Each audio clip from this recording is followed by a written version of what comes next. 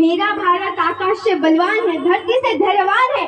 अगर नारी का अनादर हो जाए तो हमारा बच्चा बच्चा भी मेहमान है।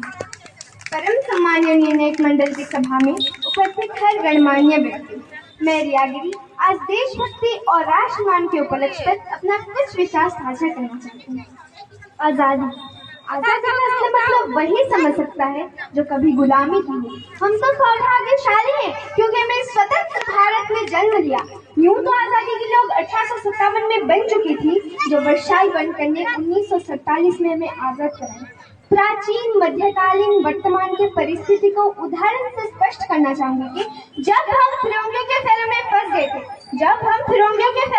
गए थे तब रंग बसंती 16 के टोलों मंडाती थी और उनके वंदे मातरम के नारों से आने वाला 5-5 डिग्री का तूफान अंग्रेजी शासकों के जोड़ों में तूफान ला देता।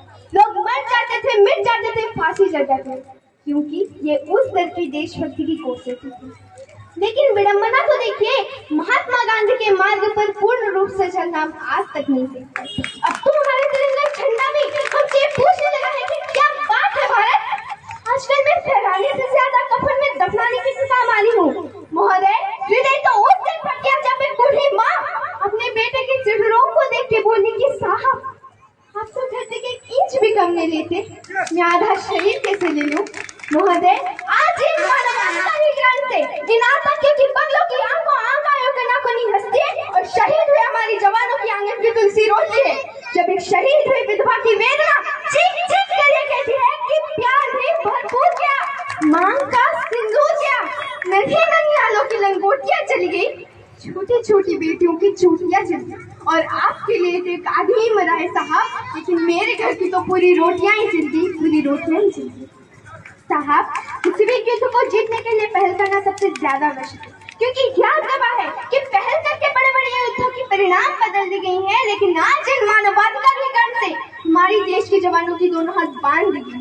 अपने परिवार, अपने समाज, अपने देश के लिए समर्पण का भाव ही है हमारी सच्ची देशभक्ति, ताकि एक दिन थोड़ी ये समझ सके कि अगर तो एक परिंदा है तो ये आसमान तेरा, अगर तो एक दरिंदा है तो ये शमशान तेरा।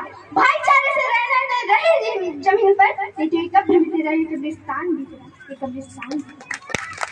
लेकिन एक देश में इससे ज्यादा देशभक्ति तबाहट होती। जब एक पिता अपने बूढ़े माँ बाप को वृद्धाश्रम के चौखट पे छोड़ आता है, तब करार उठती है देशभक्ति। मुसीबत में फंसे लोगों की जान बचाने के बावजूद हम सेल्फी लेकर हमारे लाइफ को बढ़ाने में लगे। और आज इस दर पर वो युवा इनके ऊपर जिम्मेदारी है अपने देश के, अपने समाज के, अपने राष्ट्र की।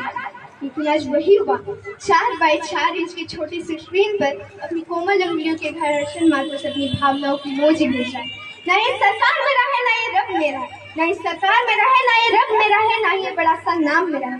बस उतनी सी बात की गुरूर है मुझे कि मैं भारत की हूँ और ये भारत मेरा है और ये भारत मेरा है।